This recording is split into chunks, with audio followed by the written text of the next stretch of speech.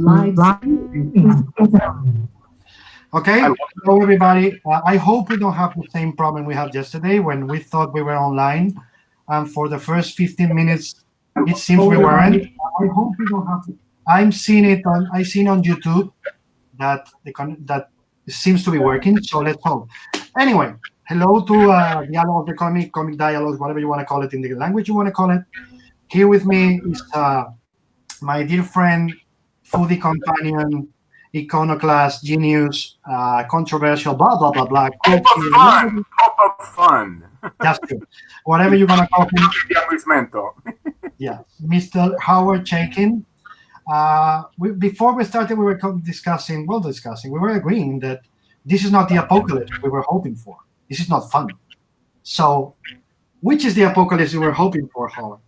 Well, I never expected to find myself living in a YA dystopia I wouldn't read. I mean, that's really where we're at here. I mean, it's such a slow drag. It's kind of like, well, I was expecting fire, flame, flood, which of course I live in California, so that's coming any whether I like it or not.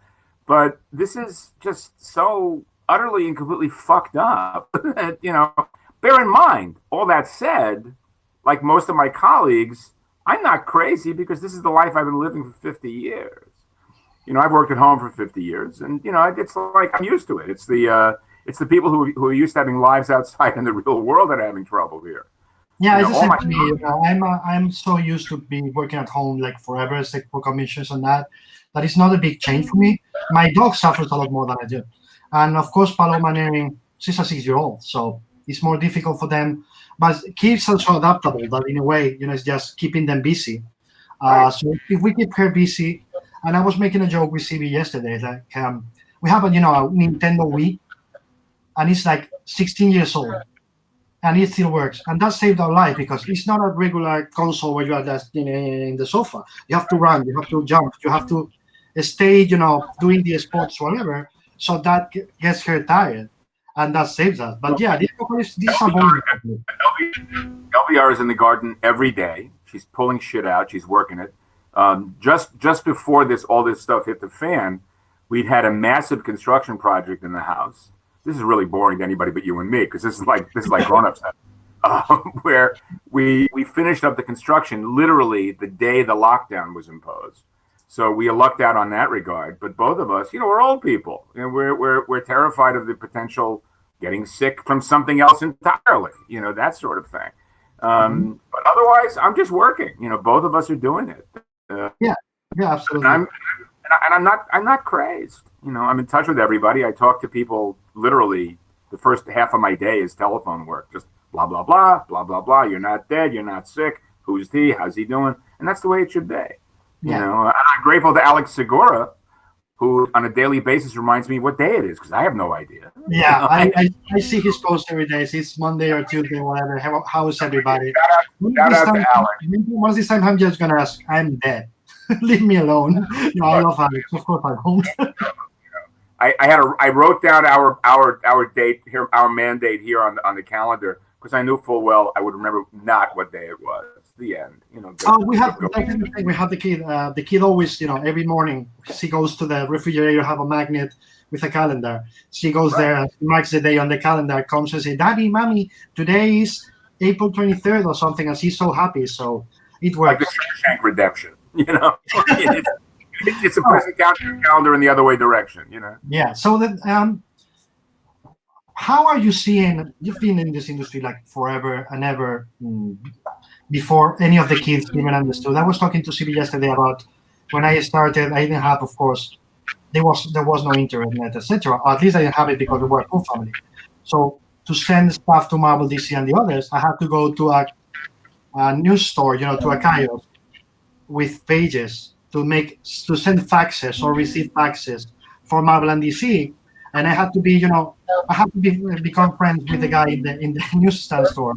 So maybe stay there and wait for like 2 hours, 3 hours until I got the fax back from Marvel with the corrections. And many people doesn't believe that. But I feel like we're in the situation now. Go, please. Well, until 1985, so I delivered my work in person to Marvel and DC both. But around the time I started working for First Comics in Chicago, my letterer was in Reading, Pennsylvania, Ken Brusenack. And what I would do is I would either or an assistant would go down to the Port Authority bus terminal and hand the pages, pencils, to the driver of the bus, who would drive back to Red. No, this is true. No, I believe you. I believe you. We'd give him $10 and the artwork. He would then hand it to Ken at the bus station in Reading, and then the reverse would happen. Ken would return it that way. I mean, it's like the Pony Express, you know. Yeah. And and now, of course, I haven't delivered an original piece of artwork since the mid-'80s. Everything is digital. At the same time, that's why I was also telling many people who's talking about the situation. Of course, ours is particular because we're used to stay home. But there's something else. I keep telling people, if this had happened 50 years ago, the level of suicide, and it could be much worse. Because right now, believe it or not, we have fucking Netflix, HBO, video games. Now, we have a lot of things to keep us, busy, entertained, what we're gonna call it. We have the internet. We have this one, like video conference, chats among friends, among family. You can contact your family every day, every hour, whatever you want, even being half the world away. That we didn't have 50 years ago, 60 years ago. Even, I was born 74. When I was a kid, 10 years old in the 80s, of course we didn't have this. So right now we're in a much better situation, and I keep telling them, okay, it's not good. It's a pain in the ass. It's bad. But just think about how it could have been if this had happened 30 years ago. I couldn't agree more. I mean, Laurel and I are in touch with our kids, but my son, his wife, and my grandson live about an hour and a half from us, but we talk to them regularly. My daughter, her husband, and their three kids live up in Northern California, so we're in touch with them. But our daily grind consists of get up in the morning, meditation, go to work. Mid-afternoon, we take a half hour off to just lie down and settle. Then we decide what we're doing for dinner, and we cook together. And then at night, we alternate nights between movies and television. Because basically, Laurel is someone who never saw a movie till we met. Mm-hmm. So it's a brand new landscape for her. It's fantastic. I mean, I'm seeing stuff I haven't seen in 50 years through her eyes. And we're not crazy, we have our as everyone else does. But mm-hmm. But the nice thing is, we have access to the world outside. Yeah. And that's it. And we live in a small town. That's another thing. We're far away from, we're about an hour and a half north of Los Angeles, about a half hour south of Santa Barbara. And it's, no one in this town knows what I do for a living. It's really kind of cool. I'm an invisible figure here. It's not like, where I don't have a comic book community. So that's a negative aspect of it, because I truly do miss, and you know full well where I'm at with this. The two things I miss most are breakfast with colleagues and going out to dinner at least twice a week. Travel. Yeah. I'm used to being on an airplane at least twice a month. Mm-hmm. I know all the people at the Admirals Club and the Delta Club and the United Club at LAX on a first name basis. I know all these people, and I miss that experience. I miss seeing you guys over there. Yeah. I'm at this point.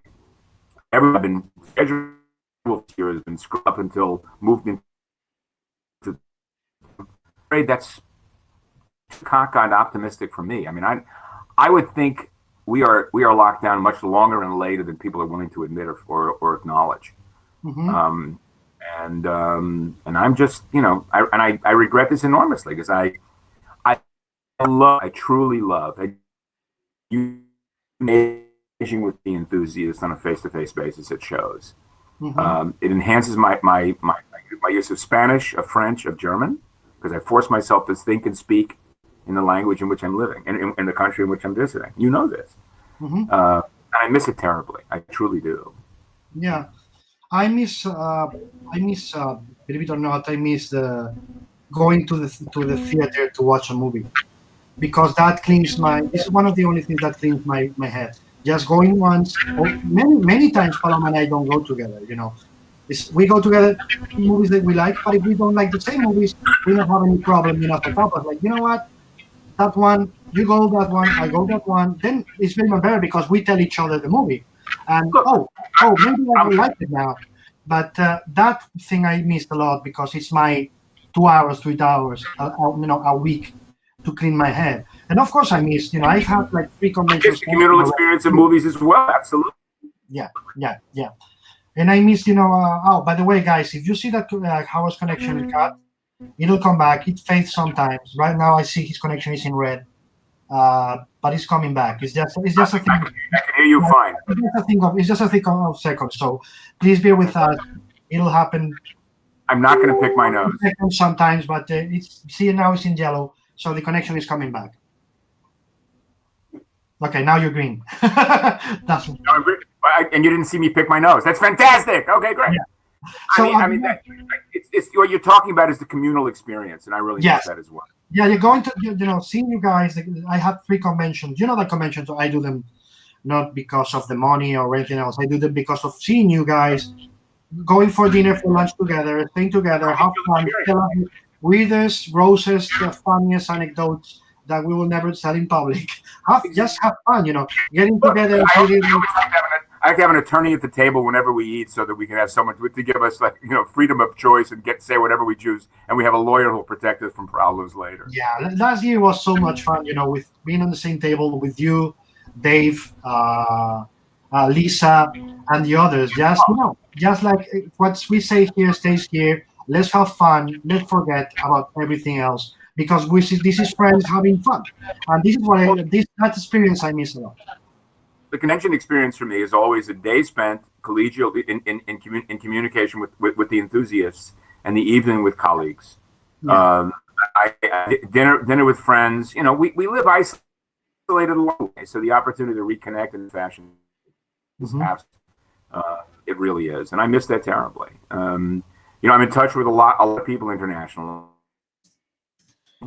Thank heaven for Facebook, despite its disgusting nature in so many ways. I'm in touch with everybody through it, and that's the way to do it. My day. I mean, I put in a full working day. As I mentioned before we went online, I'm into issue 10 of Hey Kids Con now, and working my ass off because I have to operate from a perspective of optimism that this shit is going to change. Yeah, it's going to get. And that takes me to a question. The situation that's happened. Diamond has closed. Blah blah blah. That's affecting everybody. DC has made the decision of going with 2, at least tentatively. With 2 new distributors. Some other companies have decided to just, but they are really small, so I don't know if that even counts. Self-distribution. Do you think that this is like some people? That some people can only think in absolutes. The subtleties just go like here from here. Fuck it. Do you think this is going to change whether they like it or not? I mean, what Diamond did is going to force publishers to change the way comics are distributed, or do you think that it's going to go back to normal as soon as this goes back to? I mean, the thing is, we're talking more about the 2 majors. Are going to have to adjust their delivery model. But I work primarily for Image, and Image is a cult of misfits. A group of people who are publishing through the publishing overview, but are basically outlaw talent producing material under an aegis. Before we went online, I mentioned the crossover concept. Back in the Soviet Union from the 60s to the collapse, there was something called samizdat, which was illegal documents circulated among Soviet citizens, comic books, fiction, articles from the West. Are we heading in that direction toward comicsdat? Are we heading toward an almost epistolary relationship between the talent and the audience? Are we talking about a direct link between that audience? Each talent producing digital material aimed directly at an audience. About 30 years ago, I was the entertainment guest speaker at an LA County Bar Association about intellectual property issues. And this was before the internet was a thing. And I kind of assumed at the time that we would reach an epistolary state of the material where there would be a one-on-one relationship between talent and enthusiasts. And we may be heading in that direction. It's perfectly possible. To a great extent, Image is a is an indicator and a signifier of that model as it is. Mm-hmm. Certainly, the true tragedy of all this is the collapse of the retail market. Mm-hmm. And one of the things that has to be acknowledged is that the real audience is not so much the consumer, but the retailer. The Mm-hmm. retailer is the gatekeeper to, what material reaches the audience. And these guys, their profit margin has always been, dangerously chicken shit. And it's problematic. These guys are going to suffer tremendously. And I'll be very curious to see what form. And I think the first form it takes, one, if this is over, may not be the permanent form. It may be just a transitional idea. We may reach a point where there are different delivery systems and schemes to serve different levels of the enthusiast community and the talent community. I don't know. Mm-hmm. I honestly don't know what's going to happen either. But I think it's good that, to be honest, I think it's good that we are getting diverse opinions. What I mean is that until now we have one model that was just the diamond model, and of course you have the other model, which is that the book distribution model with graphic novels, blah blah blah. It's a completely different market. But I'm thinking that right now the situation needs to change, whether we like it or not. And I hope it changes. Of course, I don't have anything against Diamond. If the retailers are happy with Diamond, more power to them. And if the publishers are happy with Diamond, more power to them. But I always think that having options is a good thing. So I hope this forces the situation in a way that says you need to diversify, you need to have more options because you are not reaching the audience. I'm old enough to remember when the direct model was envisioned, and it was identified as the salvation business. Because up to that point, you were publishing 100,000 copies to sell 50 and mulching 50,000. And so the direct model saved the comic book business around the time of your birth, But in that lemming-like approach to business, it has become the only model. It's literally let us off a cliff. So someone has to build a fence on that cliff and divert the crowd. Yeah, but remember what I told you once, twice, or maybe 20 times about this. Is my way of seeing this may be absolutely wrong, but it's always been the same way. The moment the direct market was created, it was a short-term solution. It saved the comics in the short term, but the problem is that literally it became, okay, you know what? We were saved. Let's not think about it anytime. This is precisely. I completely. Let's stop it here. Let's not think. We need to go back and reach new readers, create new stores. Promote that new stores are created because we want to open the market. The market has. I'm not saying the sales are worse, better. I'm not talking about Diamond at all. I'm saying the model was established as something that cannot be changed. And for that reason, let's talk short term. Let's think short term. Let's never think about long-term solutions. The problem has always been the embracing of short-term solutions as the only way to go, and I agree completely. That's exactly right. Yeah, and I understand why also, because if you have monthly, we talk about the majors again. You have to go with monthlies that you have to take out. You cannot stop the machine. The machine has to keep, stuff around. And I don't know if it's possible, but maybe having two separate lines of books. And I mean, one line that is the monthlies, and then embrace the European model, another line of books that allows you to go to another market with those books. And maybe that's what this is doing, with the kids line, because I know that the kids line is not distributed through Diamond to comic stores, going directly to bookstores. So maybe that's already happening. And I know Image works pretty well in that channel with the paperbacks too. I mean, one of the results of this situation, I believe, is going to be taking a really hard look at the existence of flimsies, at the existence of the monthly book. That model is going to go away because it's going to be no matter what happens, we're going to come out of this with a higher price point on material that's it's already ridiculously overpriced considering its value. I'm as much a purveyor and a victim of this as possible, because I still think of it in terms of that monthly chapter, that format chapter. And but I've also done long form material. So I mean, the odd thing for me, of course, is that I'm really old, and and because I'm old, I have feet. You're not old. You're vintage. I'm well used. Trust me, Dave. So I have feet in both in the narrative marketplace that goes back to really shitty material in the early 70s when I came in to today, and I'm still working today. And I embrace any contemporary model that comes along simply because there is absolutely no point in creating a product that operates from in a marketplace that no longer exists except in my own fantasies and my own mind. I'm not a profoundly commercial figure in the sense that I don't really care about the marketplace infantilized material of the superhero comic book, but I really like I love the form of comics and will continue to work in it. And I believe in doing genre material in the context of comics that isn't necessarily served by the majors. And I'll dip my toe into the majors, but I've aged out at Marvel and DC, despite whether you think I'm old or not. I'm too old to get work there in both cases. So I will continue to produce work, and I will continue to try to enhance a fan base through social networking to anticipate potentially that existence of that comics dot idea.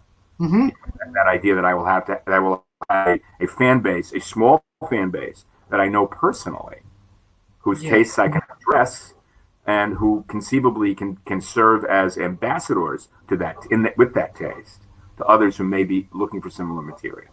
Okay, that takes me to our follow-up question. Do you think, with the kind of work you do, I don't want this to be misinterpreted, but is the direct market is a problem for you? I mean, the kind of audience. I know the audience for your book is there. I know the audience for your book is all over the world, including Europe, etc. But I don't know if the comic book regular majors audience, and this is not insulting, I can do all. Is the audience for your work, for your personal work, or that audience is out there through other channels? That's what I was talking about distribution again. Is percentage-wise, we're talking about how many million Americans there is, and how many people read comics, at least the numbers we have, and then percentage-wise, Spain, Italy, France, Germany, blah blah blah. Percentage-wise, a lot more people read comics in our countries than it is in America. You've also heard me say, and I stand by this, that the comic book reading public in the United States is tiny.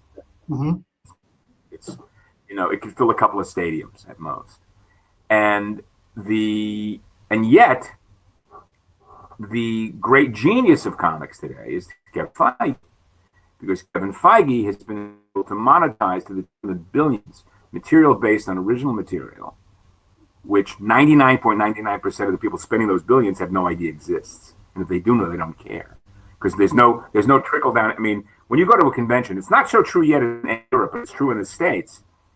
There is now I just lost you. I'm here. Yeah, that was weird. I went blank. There is now a considerable constituency in American conventions of mom, dad, stroll, all of them looking for a comic book souvenir to commemorate their movie-going experience. They're looking for a Deadpool comic book or one of those poppy things, whatever. For me, in my context, I realized that there's never been a follow-through from the single most commercial thing I did in the mid-'70s. The people who read that Star Wars adaptation that I did in the mid-'70s have not to go through American Flag to Times Square to the Shadow to Black Kiss. That has not been my experience. So I made the conscious decision not to attach myself to a corporately owned commercial property to create a fan base. And I don't believe that was the inspiration behind people doing this, but that's really the result of what happens, how it works. I've built an outlier stream of talent, of work to service a reader who's less interested in the mainstream, who may love that mainstream work, but is also looking for something a more complex experience. I was accused of overrating my audience. I'm frequently accused of overestimating my audience on a regular basis. But I will continue to just do so until I go, simply because it's the kind of work I like to produce. And bear in mind, when I do commercial work, I bring the same level of effort and intent to that work. I have a responsibility to the client. That's just the way it is. I'm a working professional. Yeah. So I am actually somewhat encouraged by the reaction that I've been getting on social media in terms of where I stand with the work that I'm doing.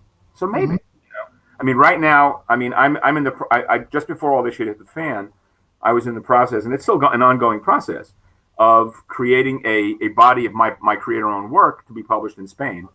And I'm delighted because, as you know, Spain is my favorite country in the world. And the idea of having a footprint in Spain has always been incredibly important to me. Ironically, I have no footprint whatsoever in France. The French comics enthusiasts have no idea I exist. It's astonishing to me. It really is. It's also astonishing for me because I think the French market should be nothing. Bupkis. Ningún. Nada. Nothing. okay. And it's very. There are obviously French enthusiasts who read in English who know my work, but nothing. It's very curious, and I suspect it's that my writing in English is so idiomatic that it may not translate. I don't know, but it seems to translate fine into Spanish. Yeah, no, that's what I was going to say. I even remember that back in the day, before I stopped doing comics, I translated some of your books. It's not. The problem with some translation is that people doesn't understand that as the Italians say, traduttore traditore. Even if you don't like it, to translate, you have to betray the original because you cannot be literal. You have to interpret. Right. But some people doesn't ask. In my case, it was easy because I knew the creators. So I was like, okay, I'm going to use this Spanish phrasing that means the same thing, but it's written completely different. But you speak idiomatic New York English. Yeah. Let's face it. You do not speak idiomatic London English. You do not speak Spanish English. You could, on the street of New York City, people would mistake you for a Puerto Rican from uptown. No, they don't live in the marriage.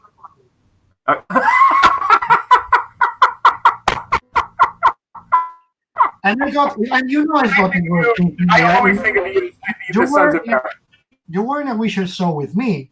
Right? May I remind you that we had a huge laugh at dinner that night when I said to one guy, I was from Spain, with my group of guys that myself were from Spain, and he asked me what part of Colombia that was.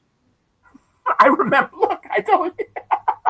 And I literally started laughing and said, yeah, so Columbus discovered America from America. And he was like, yeah. Huh? Yeah, but I think you and I expect too much of people. I think that's a real. No,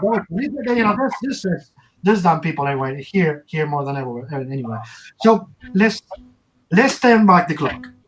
Okay. Let's turn back the clock. We have talked about the shit here, and that thing with France. I already have thought about that solution. We'll talk offline because I know who'd love to do an opus of corpus of your book in France. Anyway, I think if we go back, and we have to think about your influences. Is not a word I like. Is that the people you got, the vibe of the art, that you felt inside that this is for me. And I know you were close with Gil, but I don't even mean Gil. I mean you started and you said this is the art that I feel like I would like to collect forever. And I mean in comics first, but then we can talk about movies, of course. You know that every time somebody asks me about who's my favorite movie director, I say I cannot disagree with Orson Welles. And if Orson Welles said, there's John Ford, and then there's the rest, I will follow that phrase. So what was the beginning of you in terms of comics that you said, I love this creator, when you could identify it? Because I know that all of us first start liking the art, but we don't know who did it. But when you realize, this is the guy. I got turned to comics when I was 4 years old. Cousins gave me a big box of comic books that I just fell in love with. The only kind of comic book genre I didn't like in those days was horror, because I'm a chicken shit. Blood belongs inside. I don't go for that stuff. To this day, I'm not a fan of the EC horror books. I regard them as puerile and silly. But the first artist I identified as someone whose work I really loved was Gil Kane. We were part of this. We were syndicalists. We were all fans together. Me and a couple of others. We were 12, and we loved. We didn't know at the time. We loved all the books that Julie Schwartz was editing at DC. The stuff that he got out of out of Kubert, Kane, Infantino, and Toth to a certain extent. We all agreed on one thing. We all hated Mike Sekowsky. We just an adult, I revere Mike Sekowsky. He's an astonishing but his work didn't have the prettiness that we were seeking. And that was the inspiration. And none of those guys ever, we all wanted to be comic book men. But I'm the only one who became a comic book man. And as I got older, my taste expanded, contracted, and changed. But I've said more than once in public that I stand on the shoulders of 5 giants. Gil Kane, Neil Adams, Grace Wood, and Joral Land. So much of the workaday experience of being a young comic book talent in New York in the 70s was defined by being on the make and making yourself available when a crisis took place, being the guy to solve the problem of the crisis. It served me, and it also diminished me in many ways. But for me, Joe Orlando was the guy who saved DC Comics because Carmine Infantino hated me, not for any particular reason other than the fact that I was associated with Gil Kane. The two of them had hated each other since they were little boys. The animus was enormous. So, what's the weather like there? Is it hot in Spain? Are you guys warm? It's hot. It's been like, sorry for interrupting. I was studying for 3 days, and then suddenly the weather changes, and it's very hot. Precisely where we're at here. So, but working for Gil Kane when I was a kid, when I was 18 and 19, is the single most important year I've spent in my apprenticeship in the comic book business, because it taught me what it was like to be a comic book man. And again, Gil was a difficult, contradictory, and complex figure. I loved him and revered him despite his many flaws. And he was deeply flawed. Deeply flawed. And I got laughs at his memorial, and I expect all of you who love me to get laughs at mine. So be that. But Gil, the trajectory of Gil's career was very similar to mine, in the sense that neither of us started with any particular value to our work, but with hunger and rage, and that hunger informed the need to learn how to do this and do it well. Mm-hmm. That's been the career arc of my life. I mean, I didn't start with a beauty or pretty, but what I discovered was that the combination of skill sets of being able to tell a story, write a story, and draw a story was the salvation of my career. That's really what it's at. Those 3 things together.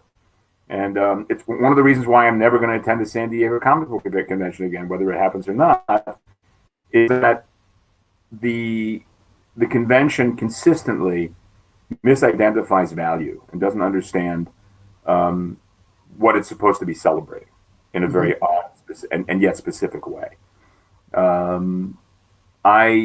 I'm not the best artist in the world. I'm not the best writer in the world.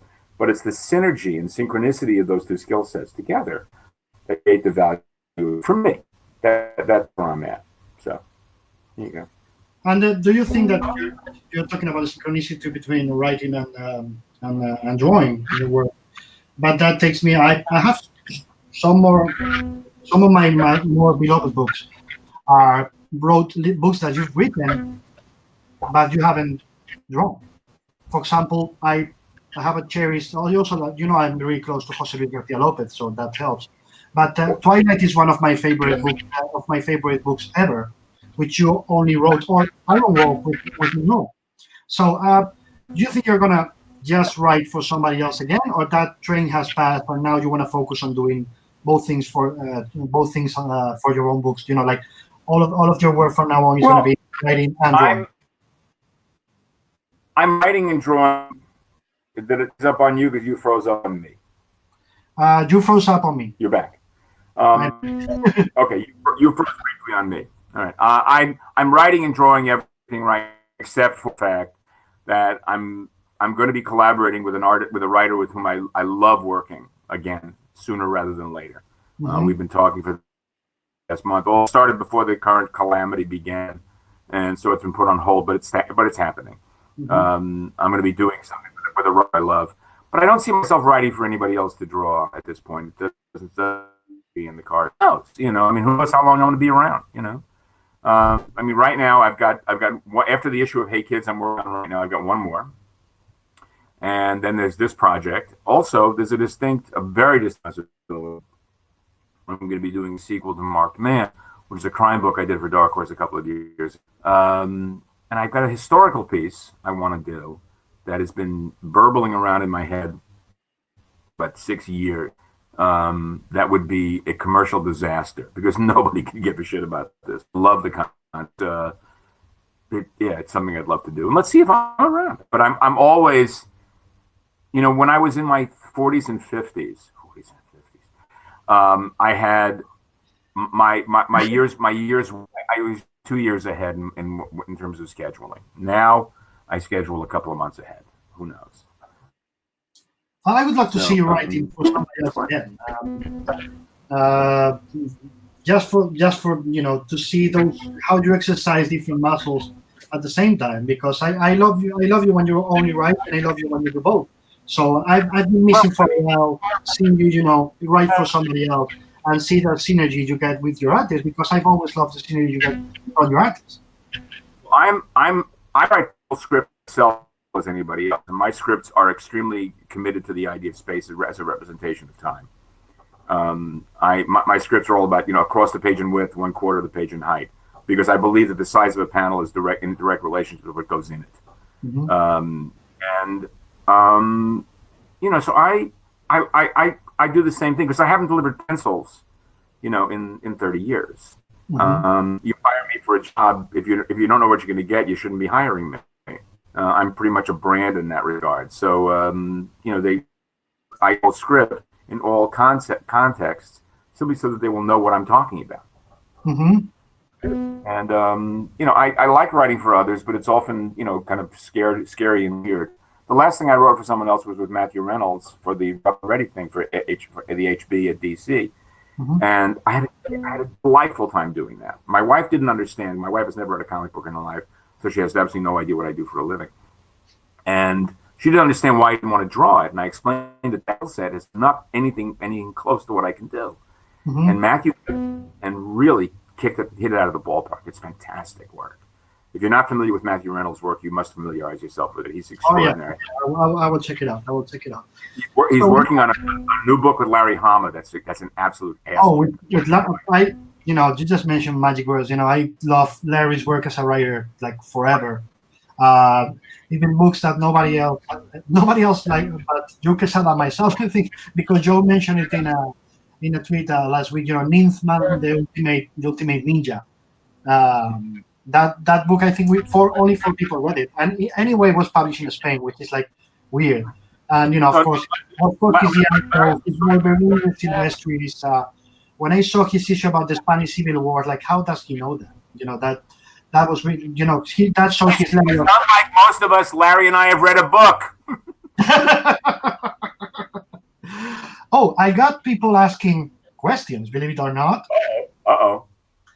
Borja Zulalka asks, guys, I'm sorry if I don't see any questions. We have a lot of comments, so if I don't see any questions, sorry, I'm not skipping you. Maybe I just don't see it. Okay, don't have any naughty thoughts. So Borja Zulalka asks, Mr. Chaykin, you said that Spain is your favorite country. So what is your favorite meal from here? And have you ever cooked it? You know the answer, David. I know the answer. I'm not going to say it for you. Es la fabada. Fabada en todos. De Asturias. Asturianos. Y jamón serrano, y manchego, y fabada. Fabada es más delicioso.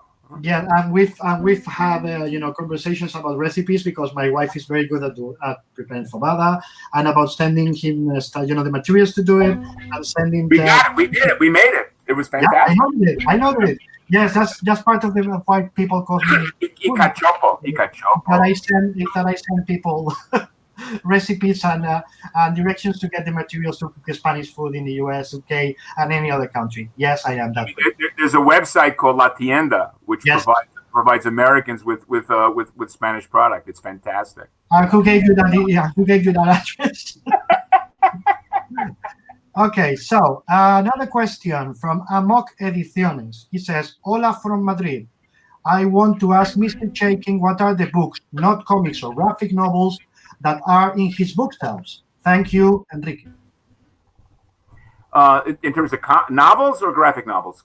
He says not comics or graphic novels. But texts. Yeah, like novels or theater. Oh, okay. I love the work. Well, it's a long list. I mean, right now I'm reading Scott Phillips' new novel, that Left Turn to Albuquerque. Scott is a great crime novelist who's also, by the way, he writes fluently in English and French. Go figure that out. And I'm also reading Hilary Mantel's third novel about Thomas Cromwell, The Mirror and the Light. It lined up in my queue coming up is the new John Lawton novel, the new John Sanford. I read a lot of crime fiction, Alan First, John Lawton, historical stuff, and I'm loving the new Mantel. It's fantastic. It's just great. If you haven't read Wolf Hall or Bringing Up the Bodies, you're missing an enormous treat. Okay, it's great stuff. It really is. Amok, Enrique, you know the answer. So my question here: are you more of a? Because I am. It's been a long time when last maybe 5 years. I don't read novels. I read, no, it's just read. And before that, I only read novels. What I mean is that I read nonfiction, like a gazillion things. I can stop like 3-4 at the same time, and even when I walk the dog, I get my AirPods, I get my audio books, and I'm always and I'm always listening to books. So it's nonstop with books, but. At least I don't know why. 5 years ago, I stopped with my brain wired to just go for nonfiction. So that's what I was. A lot of people fiction or nonfiction guy or both. Well, I mean, I will occasionally read nonfiction, which either agrees with me completely, or utterly incomplete. I'm serious, or utterly completely disagrees with the way I think, just to challenge my own thought processes. The nonfiction that I do read is either political or musical or film criticism. Mm-hmm. The last nonfiction. I mean, I read a book called The Death of Expertise by Thomas Nichols. A book about sex in the movies by David Thompson, who is my favorite writer on film. And I also read Janine Bassinger's book about the movie musical. And one of the things I've learned in the incarceration of the past month and a half is that I don't hate movie musicals as much as I thought I did. I'm serious. I love musical theater. I love the stage musicals. I mean, I'm supposed to be flying to New York this weekend, and seeing West Side Story, Flying Over Sunset, and Company. Of course, there is no Broadway, and I've always hated movie musicals, or thought I did. And I've seen a lot of musicals in the past couple of weeks because I've been home incarcerated, and I don't hate them as much as I thought I did. It's exciting. It really is. It's wonderful to have my mind changed. Yeah. I hate modern. What are you reading in the way of? Go, please. What are you reading nonfiction? What are you reading in the way of nonfiction? Right now, I am reading. What's the name of the guy? Bob Iger's biography. Interesting. Because it's really interesting. Of course, it's a full hagiography, blah blah blah. But if you want, it's about reading between the lines, and I see that the guy puts a lot of stuff between the lines. If you sometimes I do it with books that I'm really interested on. I am listening to it on audiobook while I walk the dog, and then when I get back home, I sit down and read it again, just to look at the nuances. And most of the book is about his beginnings, but then when he gets about how did we get to a deal on Pixar, how did we buy Marvel, how did we that, and ends with the Fox, how did they get Fox? And if you read between the lines, he's literally telling Murdoch is an asshole, and that he could never agree with him, and that it took a lot to do that deal because he was like It's like I don't really want to deal with this guy. And then he goes out and starts saying that he wanted to run for president. So the book is very interesting in that sense. And I'm rereading because of Kirk Douglas' death. Uh, I'm rereading the Spartacus book. Spartacus making a movie, Killing the Blacklist. Now, in the course of Spartacus, where does Anthony Mann figure? How much of Anthony Mann is in that book? Anthony Mann was fired like a month after they started shooting. So what you see on the screen with why was he fired? Do you get any sense of that? Because the actors took no. It's really clear. The book is literally Kirk Douglas getting himself naked and telling. It's a lot of times on the book when he says, "I don't like the man I was then," and he starts talking. And the audiobook, I recommend the audiobook too, because the audiobook is Michael Douglas narrating it, making his father's voice. Wow. Okay. So he said, playing the role of his father. I've got honorable credit. This sounds like the perfect thing to spend on. Yeah. Okay. Cool. And there's a moment where they're discussing Anthony Mann, and literally is that Anthony Mann was used to work with his guys who respected him, but the people in Spartacus literally took him for an idiot and took advantage of him. So it was Peter Ustinov was going to make the movie to be about his character. Then Lofton was going to do it about his character, etc. So there was a moment when they realized. So you're saying that Mann was overwhelmed by the project? Yeah, he had no control at all. So what you see in the movie is the landscapes. That's Anthony Mann. They kept them. Okay. But the rest of it is mostly Kubrick, and there's some parts of it that literally, Douglas recognizes it was him saying, because it was his fucking money. Right. And it was when only him and Burt Lancaster, I think, were putting all the money to the project because they were the first ones, who brought that. And that's why also, he did the Dalton Trumbo thing. Because I'm a huge Anthony Mann fan. I worship the work. And I just recently saw The Black Book. Have you seen The Black Book? Yeah. Okay. I have yet to see, but I'm looking forward to seeing The Tall Target, the Dick Powell film about Abraham Lincoln. Yeah. Okay. So, and my wife has never seen He Walked by Night, so I've got that queued up on the DVR. So that's probably going to be tomorrow night. Yeah. And I love the Mann stuff. I love the Mann Jimmy Stewart westerns. I love the those early noirs, the Eagle pictures. The Eagle Lion movies. I just love this stuff so much. Okay, just think about it this way. You got Jimmy Stewart, who was like the Tom Hanks of this era, like the easy guy to work with, blah, blah, blah. And then you get to Lofton, Ustinov, Kirk Douglas, Olivier, Tony Curtis, and all those guys were literally dominating him, and that's the thing. But the funny part is that Kubrick went exactly the other way. Right. I mean, I saw about an hour of the movie recently, about a month and a half ago. Yeah, like the amoral son of a bitch who treated everybody like crap. And you remember this is a really funny part of the book. That's when Kirk Douglas says, "I don't respect the guy I was then," but I can bring the book and say, "But you were right." Remember the scene with the crucifixion? Yeah. It seems that Kirk Douglas, with no stunt was there for like 6, 7, 8 hours, whatever, because Kubrick kept shooting it. And then they get the first, cut of the movie for them to watch. You know what Kubrick did? He cut that scene of the movie.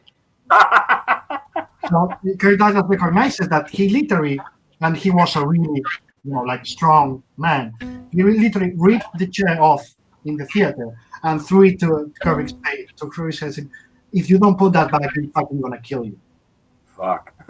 I love this. It's really fun. Again, I've got a credit on Audible. This is the perfect thing to go with, It's a really fun book to listen to and to enjoy. So in terms of, you said Anthony Mann, I said John Ford. What are the other storytellers in movies that you or characters in movies that you think have influenced your career? There were, when I was a little boy, I saw a movie called Commandos Strike at Dawn, which I actually have on DVD. I've not watched it. I've not seen it. And It was with Paul Muni. It was a minor picture about British and Norwegian commandos in Norway during the war. And it informed everything I ever knew and thought. It may very well be an awful picture. But as I got older, the movies that mattered to me were, generally speaking, the Fords and the Hawks pictures. The Westerns that Ford did and the Hawks pictures that were echoes of what Ford did. I mean, in 1975, when I did my first San Diego show, I spent a week after the convention with Dave Armstrong, his place on Cochrane.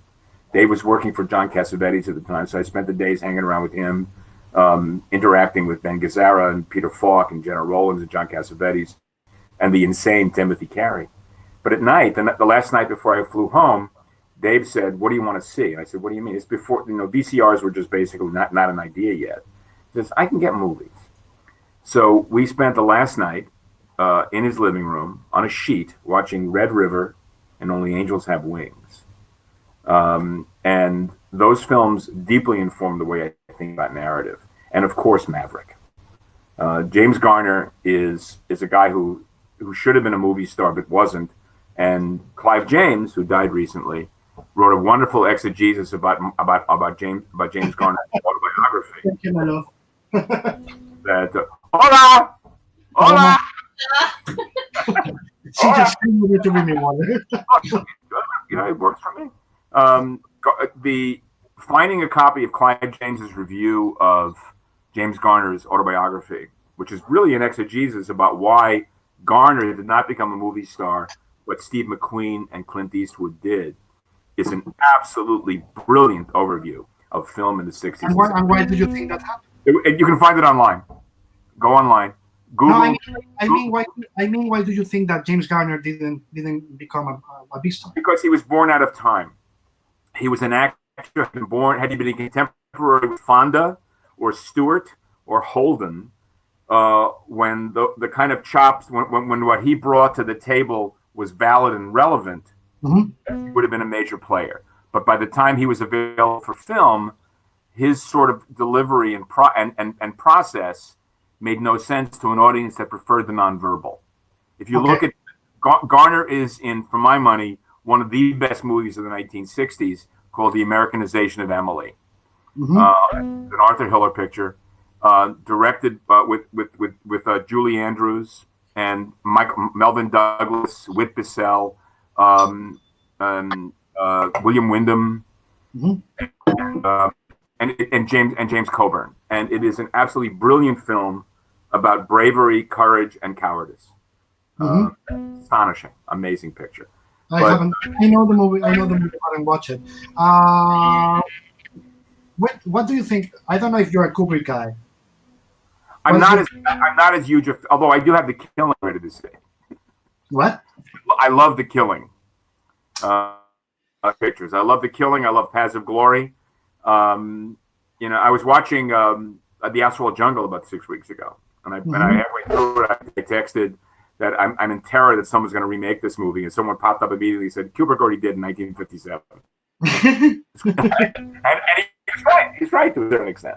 I'm not a huge fan of the later product. I'm one of those guys who really like Barry Lyndon. I really dug Barry Lyndon. I could not get through Eyes Wide Shut. It didn't interest me at all. I just could not. Same thing. I love Barry Lyndon because of the technical stuff, the technical part, the artistry behind it, but it bored me. It really bored me. Interesting. And again, I can dig it on both sides, but I love watching it. I love the look of it. I love the idea of him using such a lunkhead as Ryan O'Neal in service of this material. I really love that. And again, I was there for it. It's a movie I saw.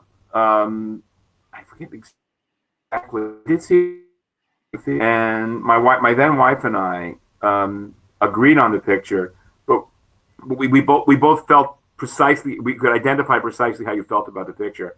But there was such an absolutely breathtaking panoply of the movie that we really dug it. Oh yeah. And again, I saw 2001: A Space Odyssey. I saw it the day it opened and loved it. And a week later, I saw it again, high as a kite, and thought it was the funniest movie I'd ever seen in my life. Oh yes, just the 7 minutes, the seven I 9 minutes absolutely scene, picture. traversing to another reality, blah blah blah.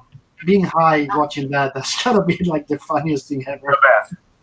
One of the two great story. I love Killing. I love 2001.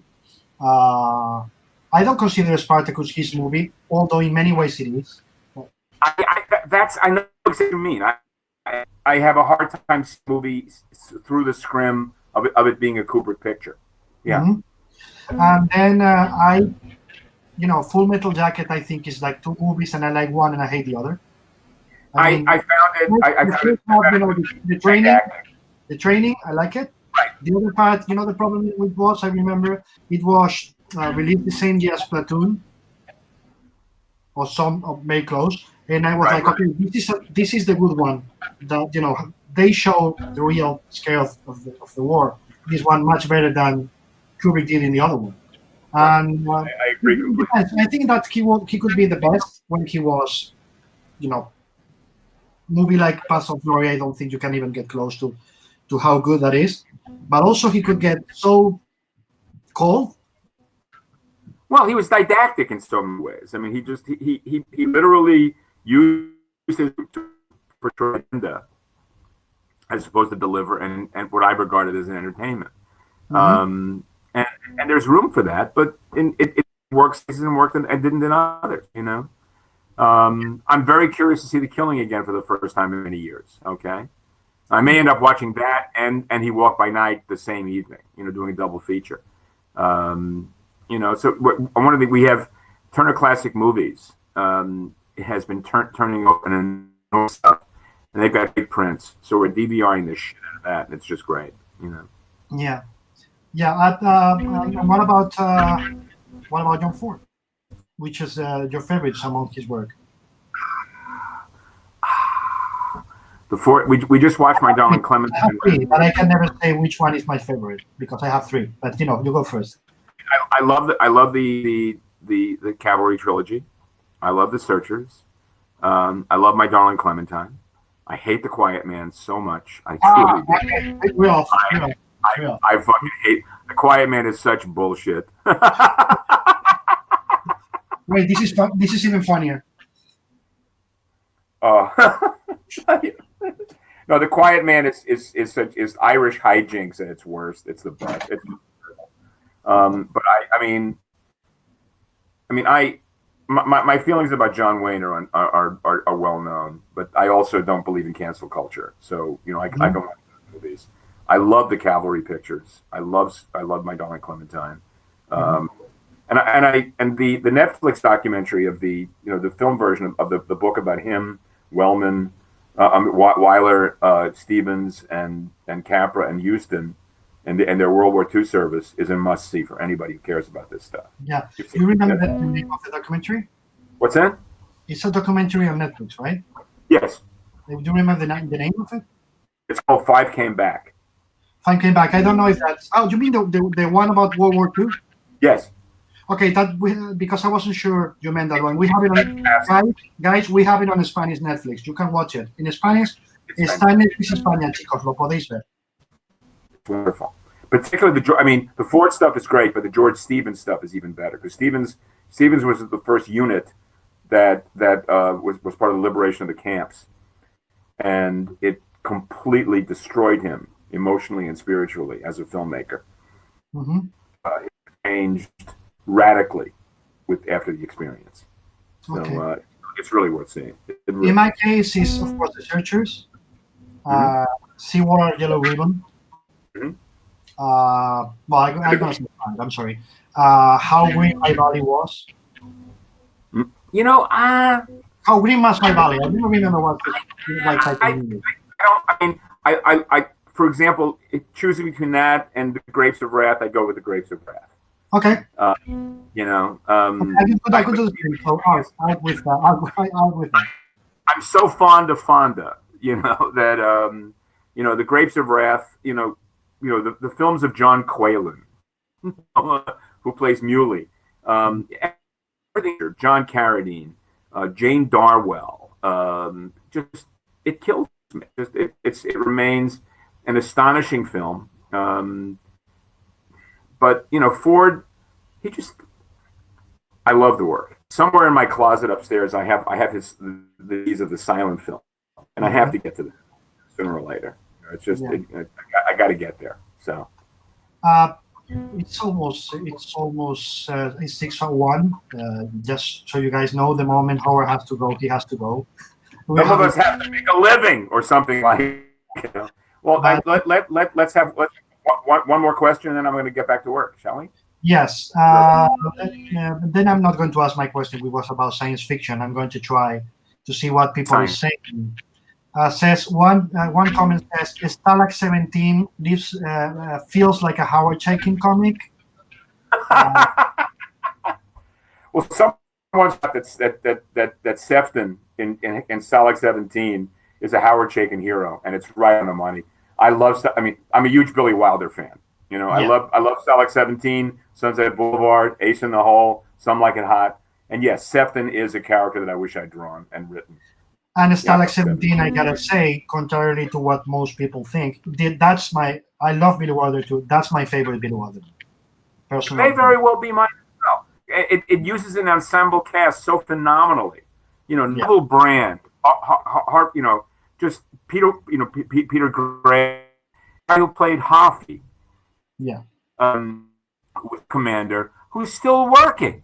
Yeah. He was a recurring character on Community. True that. Seriously.